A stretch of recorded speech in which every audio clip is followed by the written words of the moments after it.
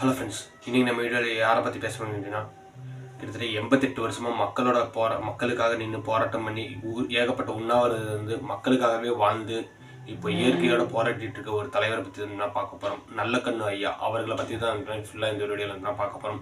கிட்டத்தட்ட 1925 டிசம்பர் 26 பிறந்த இவர் வந்து பார்த்தீங்கன்னா, இவரோட எல்லாருக்குமே ஒரு ஃபேவரட் டீச்சர்னு ஒருத்தர் இருப்பாங்க.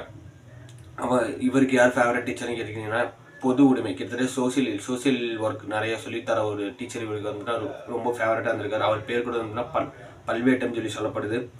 இப்படியே போயிட்டு இருக்கும்போது இவருக்கு வந்து பார்த்தீங்கன்னா கிட்டத்தட்ட காந்தியோட கொள்கைகள் மேலே மிகப்பெரிய ஒரு ஈர்ப்பு இருக்குது. கிட்டத்தட்ட ஒரு 16 வயசுலேயே. அதுக்கப்புறமேல் தான் வந்துட்டுனா கம்யூனிஸ்ட் கொள்கை வந்து ரொம்ப இவர் ஈர்க்கிறதுனால கம்யூனிஸ்டில் வந்து பார்த்தீங்கன்னா கிட்டத்தட்ட 16 வயசுலேயே வந்து ஜாயின் பண்ண ட்ரை பண்ணுறாரு. பட் ஏஜ் காரணம் காட்டி வந்து கிட்டத்தட்ட 18 வயசில் வந்து ஜாயின் பண்ணுறாரு. 2 வருஷம் கழிச்சு 18 வயசில் கம்யூனிஸ்ட் வந்து ஜாயின் பண்ணுறாரு. இப்படியே போயிட்டு இருக்கும்போது வந்துன்னா கிட்டத்தட்ட இவருக்கு வந்து கிளை செயலாளருங்கிற அந்த ஒரு பதவி வந்து கிடைக்கிது. கிளை செயலாளர்லேருந்து ஸ்டார்ட் பண்ணி கிட்டத்தட்ட ஏகப்பட்ட மாநில அளவில் ஒரு பொறுப்பில் இருந்திருக்காரு. தேசிய அளவில் ஒரு பொறுப்பில் இருந்திருக்காரு. மிகப்பெரிய ஒரு பொறுப்பில் எல்லாம் இருந்திருக்காரு. இப்படியே போயிட்டு இருக்கும்போது தான் வந்து பார்த்தீங்கன்னா கிட்டத்தட்ட 1980 அம்பாசமுத்திரம் தொகுதியில் வந்துன்னா போட்டியிடுறதுக்கு வந்துன்னா போட்டிட்டு ஒரு மிகப்பெரிய ஒரு தோல்வி அடைகிறாரு. அதுக்கப்புறம் வந்து சும்மா இல்லை, அதுக்கப்புறம் நிறைய தொகுதியில் வந்து போட்டியிடுறாரு. அங்கேயே எல்லா இடத்துலையும் வந்து மிகப்பெரிய ஒரு தோல்வி தான் வந்து இவர் அடைகிறாரு. இப்படியே போயிட்டு இருக்கும்போது வந்துன்னா கிட்டத்தட்ட இவருக்கு ஒரு ரெக்கார்டே இருக்குங்க, ஹிஸ்ட்ரியாக இருக்குங்க. என்னன்னு சொல்லி கேட்டிங்கன்னா, தேர்தல் அரசியலில் இது வரைக்கும் ஒரு இடத்துல கூட வெற்றி பெறாத ஒரே தலைவர் வந்துன்னா கிட்டத்தட்ட 88 வருஷமாக ஆரம்பிச்சு அரசியல் இருந்துட்டு ஒரு நல்ல ஒரு மனிதரை வந்துன்னா இவர் தான் சொல்லி சொல்லப்படுது. அது மட்டும் இல்லாமல் நிறைய படங்களில் கூட இவரை பற்றி ஏகப்பட்ட விஷயங்கள் வந்து வந்திருக்குது. என்னன்னு சொல்லிக்கிட்டீங்கன்னா, இங்கே நல்லவங்க நின்னா யாரெல்லாம் ஜெயிக்க வைக்கிறீங்கன்னு சொல்லிட்டு நிறைய படங்களில் வந்திருக்கும். அது இவரை பேஸ் பண்ணி தான் வந்திருக்கும். அது மட்டும் இல்லாமல் ஒரு படத்தில் ஓப்பனாக ஒரு பேரே சொல்லி வந்துன்னா ஒரு டைலாகே வந்திருக்கும். என்னன்னு சொல்லிக்கிட்டீங்கன்னா, ஏன் இதே ஊரில் தானே நல்லக்கண்ணு ஐயாவே தோக்க வச்சிங்கன்னு சொல்லிட்டு ஒரு ஓப்பனாகவே இவரோட நேம் சொல்லி ஒரு டைலாக் வந்து தான் வந்திருக்கும். ஸோ அப்படி இருக்கும்போது இவர் யோசிச்சு பாருங்கள் எவ்வளோ பெரிய ஒரு மனுஷனாக இருந்திருப்பாருன்னு சொல்லிட்டு. அதுக்கப்புறம் வந்து 1948 ஒலிபவனுக்கு எங்கள் சொந்தம் சொல்லிட்டு ஒரு மிகப்பெரிய ஒரு போராட்டத்தை வந்து நடத்துறாரு. இதுக்கப்புறம் தான் வந்து பார்த்தீங்கன்னா இதனால இவருக்கு வந்து பார்த்தீங்கன்னா நெல்லை சதின்னு சொல்லி அப்போ ஒரு பிரச்சனை போயிட்டு இருந்தது. அந்த சதியில் இவரை வந்து சிக்க வைக்கிறாங்க சில பேர் சேர்ந்து. அப்படி சிக்கும்போது தான் வந்து பார்த்தீங்கன்னா இவரை போலீஸ் காவலில் வச்சு வந்து மிகப்பெரிய கொடுமையாக வந்து பண்ணுறாங்க. என்ன சொல்லிக்கிறேன்னா, இவரோட மீச முடியை வந்து பார்த்தீங்கன்னா ஒவ்வொரு முடியாக இப்படிங்க போடுறாங்க. அது மட்டும் இல்லாமல் சுருட்டு, அந்த காலத்தில் வந்து சிகரெட்டு இப்போ தான் வந்து சிகரெட்லாம் இருக்குது. அப்போ வந்து சுருட்டுன்னு சொல்லுவாங்க, ஒரு பெரிய சிகரெட்டு. அந்த சுருட்டை வச்சு வந்து பார்த்தீங்கன்னா இவரோட மீசையில் வந்து சூடு வச்சுக்கிட்டே இருக்காங்க. ஸோ அந்த அளவுக்கு மிகப்பெரிய ஒரு கொடுமையை பண்ணுறாங்க. சரிடா, இவ்வளோ கொடுமையை பண்ணிட்டாங்க, இப்போ வெளியே வந்துட்டு இவர் அமைதியாக தான் இருந்திருப்பார், எப்படா மக்களுக்காக எப்படா இவர் போராடி இருப்பாருன்னு சொல்லிக்கிட்டீங்கன்னா அங்கே தான் ட்விஸ்ட்டு. என்ன சொல்லிக்கிட்டீங்கன்னா, வெளியே வராரு, மறுபடியும் மக்களுக்காக ஏகப்பட்ட உண்ணாவிரதம் ஏகப்பட்ட போராட்டம் மறுபடியும் இவரோட புரட்சி வந்து கண்டினியூ பண்ணிகிட்டே தான் இருக்காரு. என்னன்னு சொல்லிக்கிட்டீங்கன்னா, இவரை என்னதான் கொடுமை பண்ணாலும் காவலில் வச்சுங்கன்னா ஊர்பட்ட கொடுமை பண்ணாலும் இவரோட கூட்டாளியை இவர் ஒரு தடவை கூட வந்துன்னா யார்கிட்டையும் வந்து சொன்னதே இல்லைன்னு சொல்லி சொல்லப்படுது.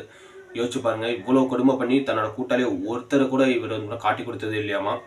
அதற்கு அப்புறம் தான் வந்து பார்த்தீங்கன்னா 1940 1950 வரைக்கும் வந்து பார்த்தீங்கன்னா தலித்துக்கு வந்து ஒரு சொந்த வீடு இருக்கக்கூடாதுன்னு சொல்லிட்டு ஒரு மிகப்பெரிய ஒரு விஷயம் வந்து நடக்குது. அதுக்கப்புறமேல இவர் இறங்கி முழு போராட்டத்தை என்ன பண்ணுறது, எல்லா தலித்துங்களையும் திரட்டி வந்து மிகப்பெரிய ஒரு போராட்டம் பண்ணுறாரு. போராட்டம் பண்ணி இல்லை தலித்துகளுக்கு வீடு இருக்குன்னு இங்கேன்னு சொல்லிட்டு வந்துன்னா அந்த ஒரு போராட்டத்தில் வெற்றி அடைகிறாரு.